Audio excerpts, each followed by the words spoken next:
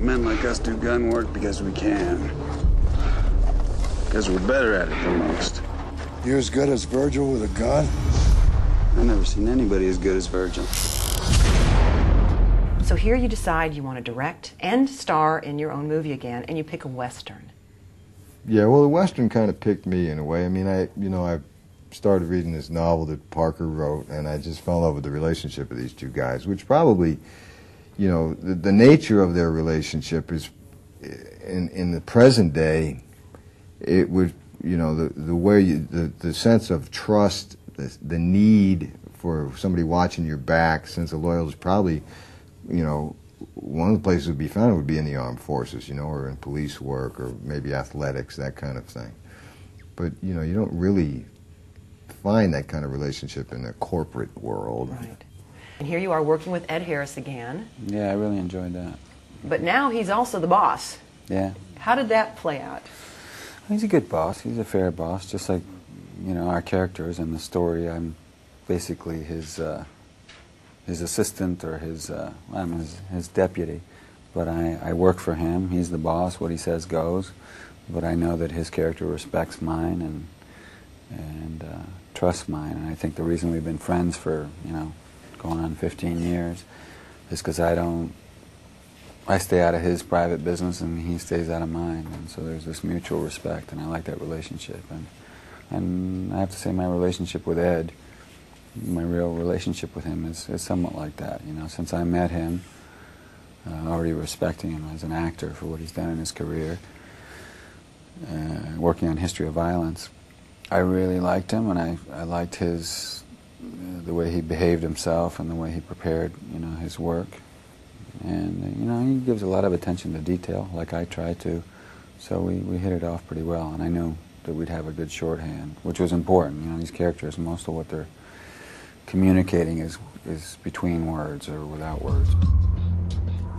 This is an uncertain kind of work we do. How long have you been killing people for a living? I don't kill people. I enforce the law. Appaloosa is on the verge of becoming a ghost town. You boys are under arrest. Nobody saw that. This didn't happen. Mr. Cole, Mr. Hitch, we want our town back. It's what we do. It is, ain't it? Can I finish my coffee first? You surely may. Virgil and Everett. What I got out of the movie were things that they didn't say as much as what they said. Mm-hmm. There was just this very interesting relationship. Now, obviously, you and Viggo had worked together before. Yeah, we'd worked on History of Violence Right. together. So was that natural then, felt like that? Or Yeah, I don't think it's something that you can... I mean, first of all, there's a script that we're dealing with, which lends itself to the certain rhythms and beats, and silences between the two, but I don't think it's something that you can really manufacture, I mean, it's almost a chemistry between two people, an understanding that two people have with one another that I think Viggo and I have, and a mutual respect, and I love the guy. I mean, he's a really fine person as well as a great actor, and I respect him a lot, and I think he respects me, and it was kind of letting those things just take place, letting them happen. It's just not something you have to manufacture or work on too hard. It's kind of have to almost work to not work in a way. What I liked about this movie were the things that weren't said were as important as what was said. Yeah, that's true. Yeah, and that's fun. I mean, sometimes it's challenging to play that. It's like, how do you make that interesting?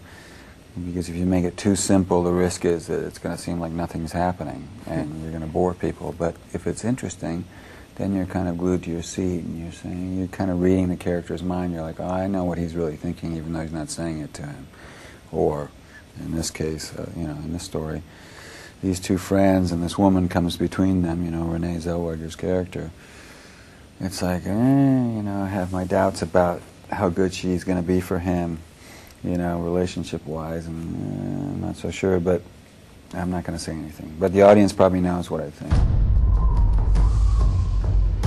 I'm the new city marshal. You're a dead man. You ain't got no jurisdiction up here. Jurisdiction? I believe he means jurisdiction. If he doesn't, he's by God right about it. We'll kill you and Hitch. You'll try. You shot 3 of my men. Matter of fact, I only shot 2. Mr. Hitch shot the other one.